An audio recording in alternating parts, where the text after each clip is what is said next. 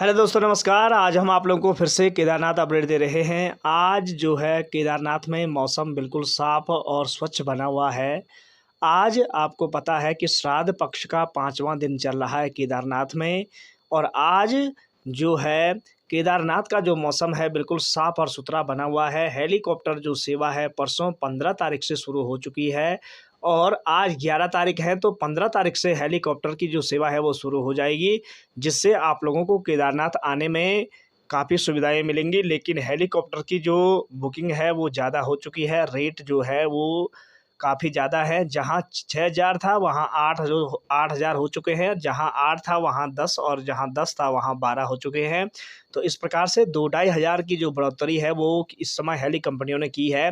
आप लोगों से अनुरोध है, अपने रिस्क पर ही हेलीकॉप्टर में बैठें। आपको पता है कि जून महीने में 4 हेलीकॉप्टर 1 महीने में क्रैश हुए थे, जिसमें काफ़ी जनहानि हुई थी। तो आप लोगों से अनुरोध है, मौसम ऐसा है अभी, और अब केदारनाथ में यात्रा करने के लिए मौसम काफ़ी अच्छा है, इसमें कोई दोहराई नहीं है। पर आप लोग अपने रिस्क पर ही हेलीकॉप्टर सेवा में बैठे। और आप लोगों को पता है कि सितंबर आज 11 तारीख हो चुकी है और परसों 15-16 तारीख के बाद यहाँ से मानसून की विदाई हो जाएगी, जिस कारण से लौटते मानसून से भी काफ़ी बारिश होती है। तो आप लोगों से अनुरोध है, अगर आप लोग आना चाह रहे हो अपने पितरों को तर्पण देने के लिए तो आप अवश्य आएँ, इसमें कोई दोहराई नहीं है। लेकिन रास्ते की जो अपडेट है, रास्ते खुले हुए हैं, रास्ते में कोई भी विघ्न बाधा अब नहीं है। रास्ते के चारों ओर के जो नज़ारे हैं वो भी आप लोगों को हम दिखाएंगे। पहले आप बाबा केदारनाथ के चारों ओर का जो नज़ारा है वो देखें और उसके बाद आप लोगों को रास्ते की अपडेट देते हैं। चारों ओर आप देख सकते हैं भक्तों की संख्या बहुत ज़्यादा होनी जा रही है और यात्रियों की संख्या में भी बढ़ोतरी हो चुकी है। हेलीकॉप्टर सेवाएं जितनी हैं, जितनी कंपनियां यहाँ काम कर रही थी, वो सारी कंपनियां लौट चुकी हैं और परसों 15 तारीख से हेलीकॉप्टर जो सेवा है वो शुरू हो जाएगी। तो आप लोगों से अनुरोध है, अगर आप लोग हेलीकॉप्टर के माध्यम से यात्रा कर रहे हो तो आप हेली के माध्यम से करें। घोड़े, खच्चर, डंडी, कंडी, डोली, पालकी जो आपको पसंद आए आप उसके माध्यम से केदारनाथ यात्रा करें। और यदि आप लोग पैदल मार्गी हैं तो आप लोग पैदल भी यात्रा कर सकते हो, लेकिन अपने स्वास्थ्य को मद्देनज़र रखते हुए ही यात्रा करें, क्योंकि स्वास्थ्य में यदि गिरावट आएगी तो 22 किलोमीटर का जो ट्रेवल है वो बहुत घातक हो सकता है आपके लिए। तो इसलिए आप लोगों से अनुरोध है, अपनी सूझबूझ से ही यात्रा करें। आप देख सकते हैं कि केदारनाथ में आज जो है चामुंडा माता की जो मूर्ति है वो यहाँ पहुँची हुई है। जो डोली है चामुंडा की वो यहाँ पहुँची है और जाल तल्ला कालीमठ कबील्टा गांव की चामुंडा देवी है जो यहाँ यात्रा करने के लिए आई है। उसकी तस्वीरें भी आप लोगों को दिखाते हैं। मंदिर प्रांगण के चारों ओर आप देख सकते हैं यात्रियों की जो भीड़ है वो बढ़नी शुरू हो चुकी है और यहाँ चारों ओर का जो नज़ारा है काफ़ी दिलचस्प नज़ारा है।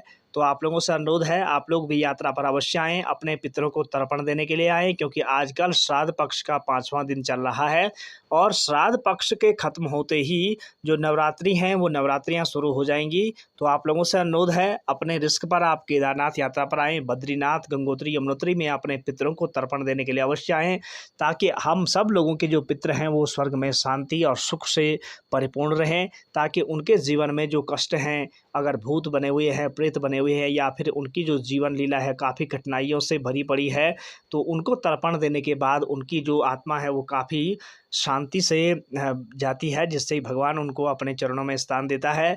तो आप लोगों से अनुरोध है, अपने पितरों को तर्पण देने के लिए धामों में अवश्य, तीर्थों में जाएं, ताकि आप लोगों की ज़िंदगी में जो कठिनाइयाँ हैं वो बिल्कुल दूर हो जाए।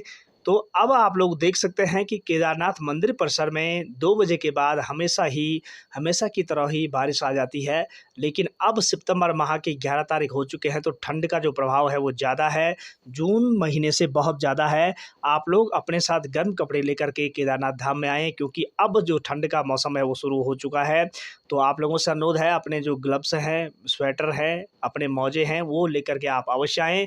और यहाँ पर आप देख सकते हैं ये चामुंडा देवी की डोली है जो यहाँ पर जाल तल्ला से आ रखी है और भगवान केदारनाथ के दर्शन करने के लिए आ रखी है। यहाँ पर आप देख सकते हैं मंदाकिनी नदी पर स्नान किया जा रहा है। चामुंडा माता के जितने भी जो पशवा हैं और जितनी भी जो मूर्तियां हैं, उन मूर्तियों को यहाँ पर मंदाकिनी नदी में स्नान किया जा रहा है। उसके पश्चात यहाँ से डोली भगवान केदारनाथ के दरबार में जाएगी, जहाँ भगवान केदारनाथ के गर्भगृह के दर्शन करने के पश्चात भगवान शिव के चरणों का आशीर्वाद लेकर के पुनः अपने गांव की ओर लौटेगी। यहाँ पर आप देख सकते हैं ये भगवान केदारनाथ के दर्शन करने के लिए पहुंची हुई है चामुंडा देवी। तो चंडमुंड का संहार करने वाली को चामुंडा कहते हैं। जो भयंकर दैत्य थे, उन दैत्यों का संहार किया था चामुंडा देवी ने। और यहाँ पर आप देख सकते हैं त्रिछत्र लेकर के बाबा केदार के धाम में पहुंची है। और यहाँ पर आप देख सकते हैं ये चामुंडा की डोली है, जिसको अब केदारनाथ धाम यात्रा करना है और उसके पश्चात अपने घर की ओर लौटना है।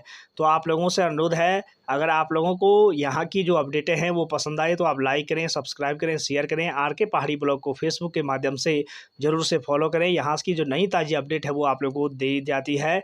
यहाँ पर आप देख सकते हैं माल्यार्पण किया जा रहा है भगवती का, और यहाँ पर हर कोई अपने कुशल क्षेम जानने के लिए यहाँ पर आया है, ताकि भगवती कृपा करे और ज़िंदगी की जितने भी जो दुख हैं उन दुखों से निवारण करने के लिए भगवती से प्रार्थना कर रहे हैं कि हे भगवती, हमारी ज़िंदगी का ये जितने भी दुख हैं उन सारे दुखों का हनन करे, ताकि हमारी ज़िंदगी में खुशहाल आए, हमें सन्मार्ग दे। ऐसी प्रार्थना यहाँ पर की जा रही है भक्तों के द्वारा। और भगवती का जयकारा लगाने के बाद यहाँ पर आप देख सकते हैं कि मंदिर में जो भक्तों की भीड़ है वो बहुत ज़्यादा बढ़नी शुरू हो चुकी है। और भगवती भी आज यहाँ पर भगवान शिव के दर्शन करने के लिए आ रखी है, क्योंकि दीपावली का समय नज़दीक आ रहा है और भगवान शिव के जो कपाट हैं वो फिर से बंद होने शुरू हो चुके हैं। जैसे ही कपाट बंद होंगे, भगवान शिव फिर से ध्यान मुद्रा में चले जाएंगे, योग निद्रा में चले जाएंगे और भगवान विष्णु के हाथों में सृष्टि का जो कार्यभार है वो शुरू हो जाएगा। अभी आपको पता है कि भगवान विष्णु शेषशैया पर सोए हुए हैं और सृष्टि का जो कार्यभार है भगवान शिव के हाथों में है, इसीलिए ऐसा हो रहा है। फिर से जो भक्तों की भीड़ है, चारों ओर आप देख सकते हैं कितनी तबाही हो रही है और ये भगवान शिव के हाथों में है सृष्टि का कार्यभार, जिससे कि भगवान शिव तुरंत ही मनुष्य के कर्मों का फल देते हैं। और जहाँ जहाँ पाप की जो संख्या बढ़ेगी, जहाँ जहाँ अपराध बढ़ेंगे, उन गांवों को चिन्हित करके भगवान शिव ने अपराधियों को दंड दिया है। तो आप लोगों से अनुरोध है भगवान शिव की आराधना करें, ताकि भगवान शिव कृपा करें, नहीं तो फिर परिणाम ऐसा ही होंगे। अभी आपको पता है उत्तराखंड के बहुत ज़्यादा ऐसे गांव हैं जहां पर प्रकृति ने अपना रौद्र रूप दिखा करके गाँवों के गाँव नष्ट कर दिए हैं।